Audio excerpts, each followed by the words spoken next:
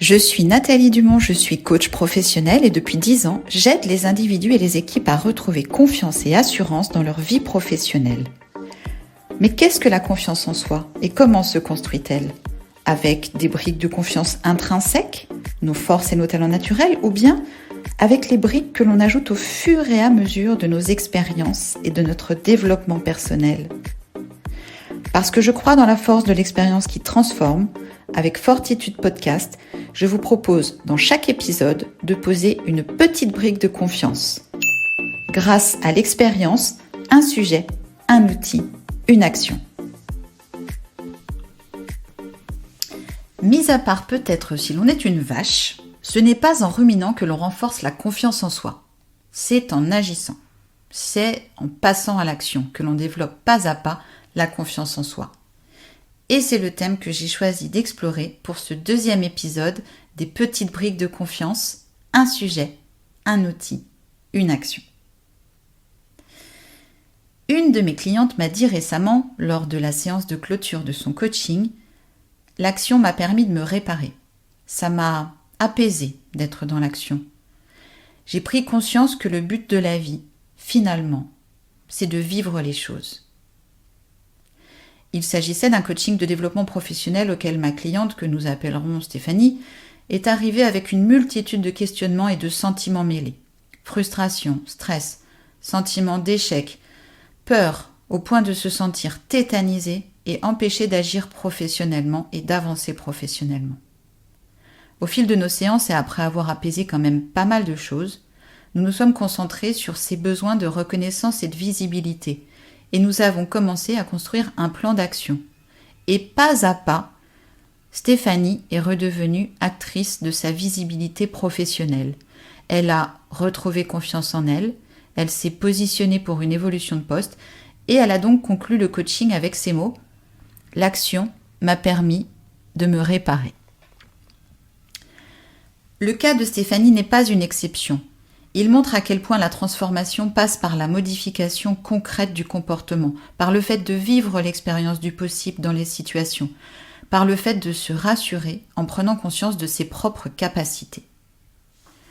Je crois personnellement dans la force de l'expérience qui transforme, dans l'importance de passer à l'action pour développer la confiance en soi, et aujourd'hui plus que jamais.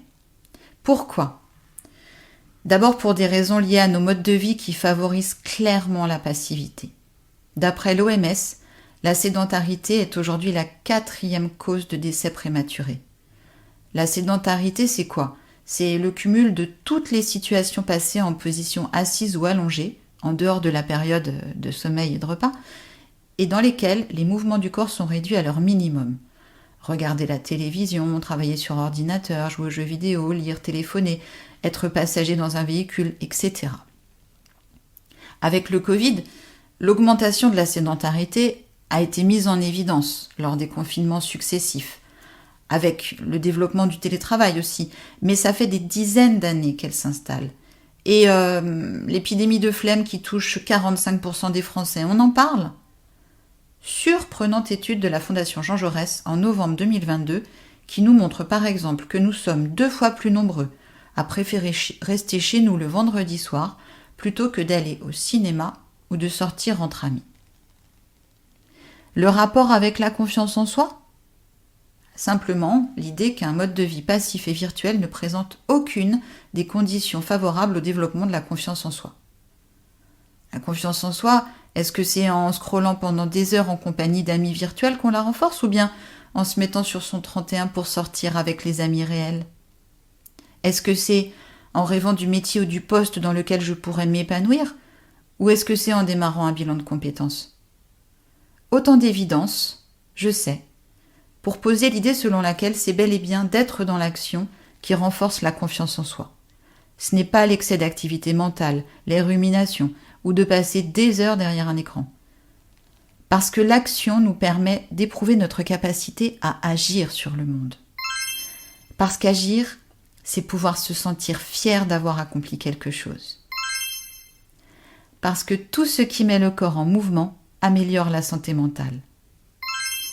Parce que parmi ces bienfaits sur le fonctionnement du cerveau, on sait aujourd'hui que l'activité physique, par exemple, agit sur la fonction exécutive du cerveau, c'est-à-dire les processus cognitifs et les fonctions telles que la logique, la stratégie, la planification, le raisonnement, la résolution de problèmes.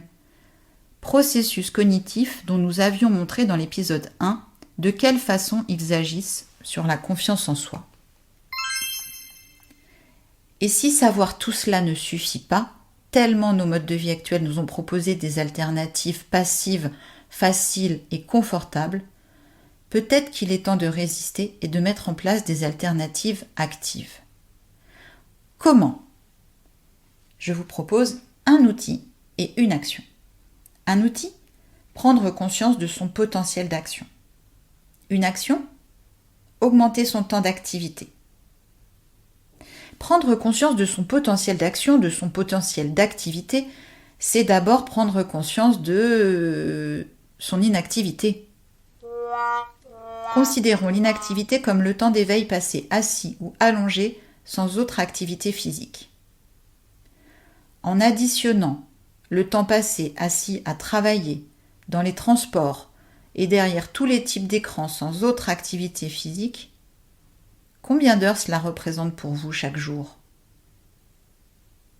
Prenons le temps par exemple de regarder la journée d'hier. Combien ? 2 heures ? 5 heures ? 8 heures ? 12 heures ?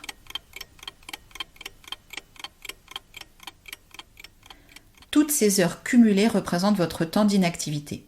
Alors, ça pique un peu ? Tant mieux, car tout changement durable commence par une prise de conscience. Et une fois que j'ai pris conscience de mon temps d'inactivité, quelle part de ce temps d'inactivité je décide de transformer chaque jour en temps d'activité ? 15 minutes ? 30 minutes ?